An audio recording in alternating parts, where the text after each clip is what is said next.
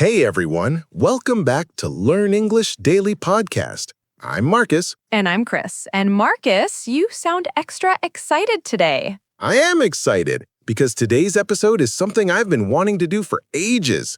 We're talking about how to speak like a native English speaker. Yes, and this is such an important topic because you know what?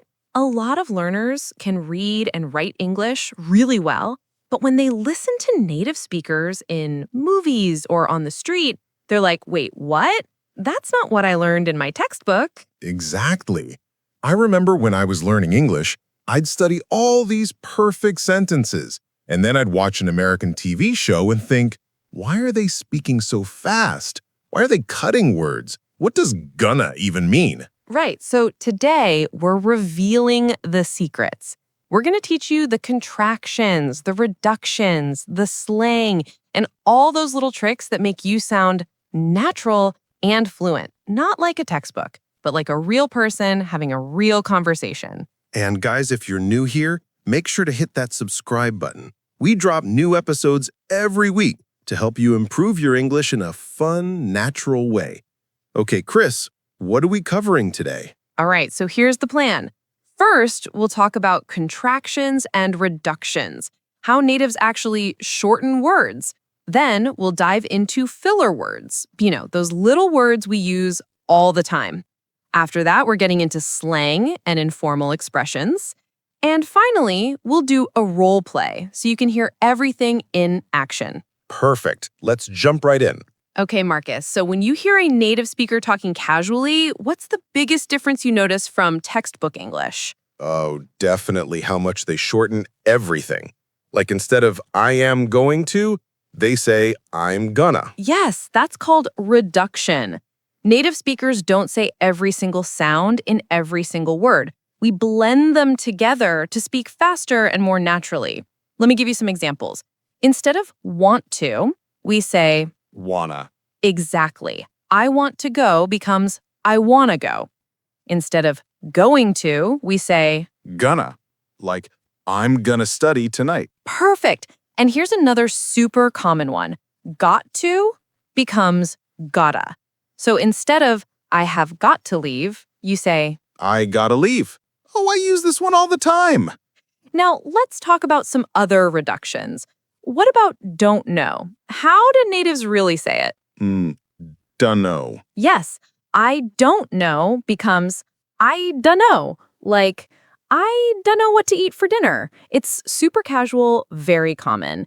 Here's another one. Let me. In fast speech, it becomes lemme. So let me see sounds like Let me see.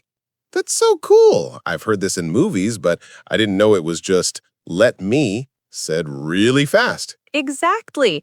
And here's another important one. Kinda and sorta.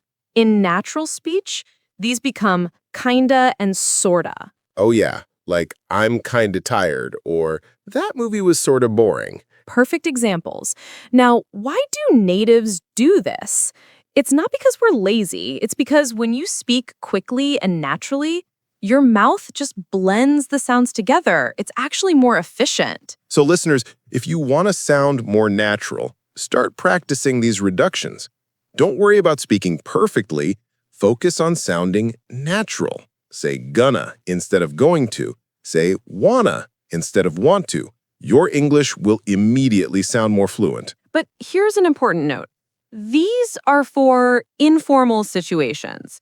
In a job interview or a formal presentation, you might want to speak more clearly and use the full forms. But with friends, in casual conversation, go for it. All right, Chris, next up, filler words.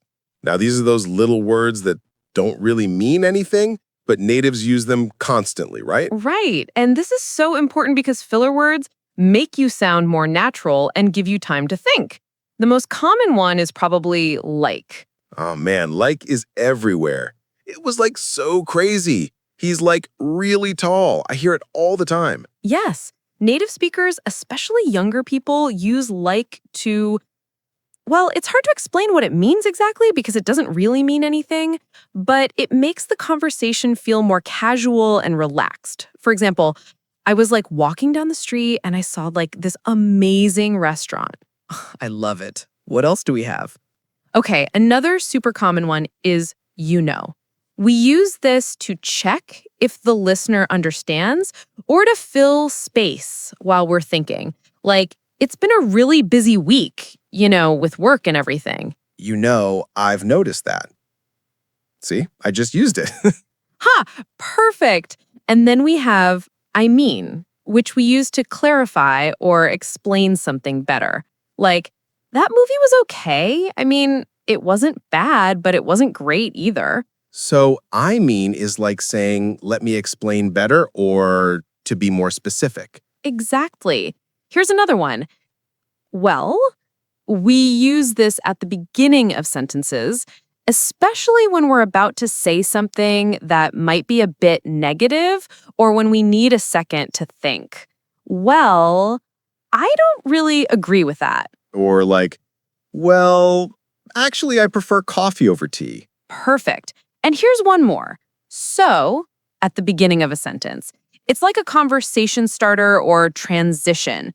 So, what do you want to do tonight? Or, so, how was your day? So basically, these filler words help you sound more natural and give you thinking time. Exactly. Native speakers don't speak in perfect sentences all the time. We pause, we think, we use these fillers. It's totally normal. In fact, if you speak without any filler words, you might sound a bit robotic or too formal. That's such a good point. So listeners, don't be afraid to use like, I mean. These actually make you sound more fluent, not less. But, and this is important, don't overuse them. If every sentence is like, I mean, like, then it becomes too much. Use them naturally, but not in every single sentence. Okay, now for my favorite part, slang. Chris, let's teach some expressions that natives use every day, but you won't find in most textbooks. Yes, let's start with what's up. This is probably the most common casual greeting in English. Instead of how are you, we often just say what's up, or even shorter, sup. And the funny thing is, you don't actually need to answer it like a question. You can just say, hey, or not much, you, or even what's up back. Exactly. It's more of a greeting than a real question. Okay, here's another one. Hang out. This means to spend time with someone casually. Do you want to hang out this weekend? Or I'm hanging out with Sarah tomorrow. Instead of saying spend time together or meet, you just say hang out. So much easier. Right. Now, how about this one? Catch up. When you haven't seen someone in a while and you want to talk and hear about their life, you say, let's catch up, or we should catch up soon. Oh, I use this one. Hey, it's been ages. We need to catch up. It means to update each other on what's been happening in your lives. Perfect. Here's a really common one. For sure. This means definitely, or yes, absolutely. Someone asks, are you coming to the party? You say, for sure. Or, can you help me tomorrow? For sure, no problem. Love it. Okay, this next one is super casual. My bad. This means my mistake or I'm sorry. Like if you bump into someone, you can say, oh, my bad. Way more casual than I apologize or even I'm sorry. Just my bad. Easy. Here's another good one.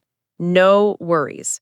This is how we respond when someone says sorry or thank you. Instead of you're welcome or it's okay, we say no worries. Like, thanks for helping me. No worries. Anytime. Exactly. Now, let me teach you one that's super useful. Figure out. This means to solve something or understand something.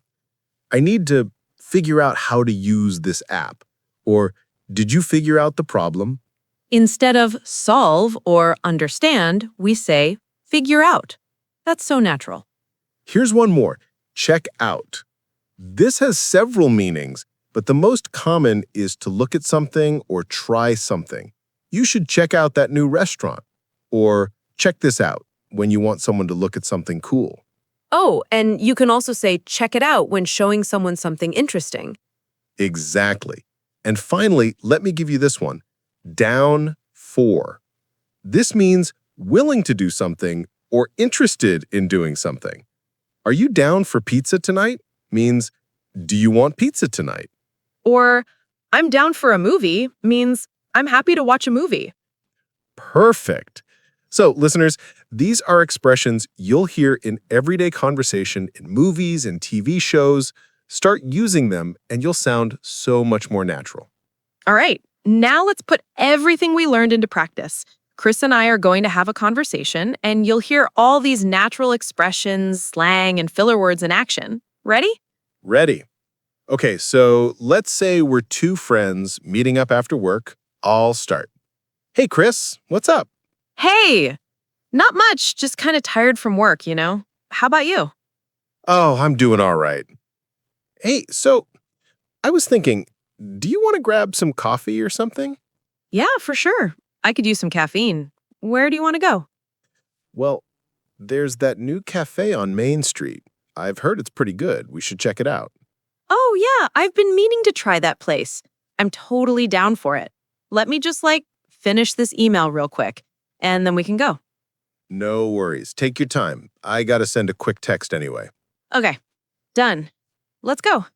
So, how's work been lately? We haven't really had a chance to catch up. I know, right? It's been so busy. I mean, we've had this huge project, and I've been working late almost every night. It's kind of crazy. Oh man, that sounds rough. Are you gonna have some free time soon? Yeah, hopefully next week things will calm down. I really need a break, you know? For sure. Hey, speaking of breaks, are you doing anything this weekend? I don't know yet. I might just hang out at home and relax. Why, do you have something in mind? Well, there's this new movie coming out that looks really good. Want to go see it Saturday night? Oh, yeah. What's it about? It's like an action movie with that actor, what's his name? I always forget. You know the guy from that superhero movie? Oh, I think I know who you're talking about. Yeah, I'm down. Let me just check if I have plans. Oh, wait, I think Sarah's birthday party is Saturday. Oh, my bad. I forgot about that. Okay, how about Sunday then? Sunday works. Let me figure out the times later and I'll text you. Perfect. All right, we're here. The cafe. Oh, wow. It looks pretty nice inside. Yeah, let's check out the menu. Ooh, they have so many options. I'm gonna get a latte. What about you? I'm thinking maybe a cappuccino, or wait, I kind of want something cold. You know what? Let me get an iced coffee. Good choice. It's pretty warm today. Okay, so that was a completely natural conversation using all the techniques we taught today. Chris, what did you notice? Well, first of all, we used so many contractions. Wanna, gonna, kinda, lemme. They were everywhere. Exactly. And we also used lots of filler words like, you know, like, I mean. Well, these made the conversation flow naturally and gave us time to think. And the slang. What's up? Hang out, catch up, down for, check out. All of it was in there. Right. Now, let me give you some pronunciation tips. When you say these reduced forms, don't pronounce each sound separately. Blend them together. So going to becomes gonna / not gonna with two separate sounds. It's one smooth sound. Same with want to. It becomes wanna / wanna. One smooth word. Perfect. Now, let's talk about common mistakes. Mistake number 1, using these expressions in formal situations. Remember, slang and reductions are for casual conversations. In a business meeting or job interview, speak more formally. Right. Don't say to your boss, hey, boss, what's up? Want to grab coffee? That's too casual. Exactly. Mistake number 2, overusing filler words. Yes, they're natural, but if you say like 10 times in one sentence, it becomes distracting. Use them, but in moderation. And mistake number 3, trying to use slang that's outdated or from the wrong region. Some slang is very American, some is very British, some is from 10 years ago and nobody says it anymore. Great point. The expressions we taught today are current and widely used in North American English. They're safe to use in 2025. Wow, what an episode. Chris, I feel like this is information that every English learner needs. Absolutely. And you know what? Learning to speak like a native isn't about perfection. It's about sounding natural and comfortable. Don't be afraid to make mistakes. So true. And listeners, here's your challenge for this week. Watch an English TV show or movie and listen for these expressions. Every time you hear gonna, wanna, like, or any of the slang we taught, write it down. You'll be amazed how often you hear them. Love that challenge. And here's my tip. Practice with a friend or even by yourself. Have conversations using these expressions. The more you use them, the more natural they'll become. Okay, before we go, I want to ask you guys something. Leave us a comment and tell us what's the most confusing slang or expression you've heard in English. We read all your comments and we might make an episode about it. Yes, we love hearing from you. And if you enjoyed this episode, please give us a thumbs up, share it with your friends who are learning English, and subscribe if you haven't already. We release new episodes every week. And speaking of next week, Chris, what's our next episode about? Ooh, good question. Next week, we're doing something really fun. We're teaching you English idioms about animals. You know, expressions like it's raining cats and dogs or let the cat out of the bag. It's going to be hilarious. I can't wait. Animals and idioms, two of my favorite things. All right, everyone. Thank you so much for listening to Learn English Daily Podcast. Remember, the secret to sounding like a native is practice, confidence, and not being afraid to sound casual. Keep practicing, keep learning, and most importantly, have fun with English. We'll see you next week. Bye. Goodbye, everyone.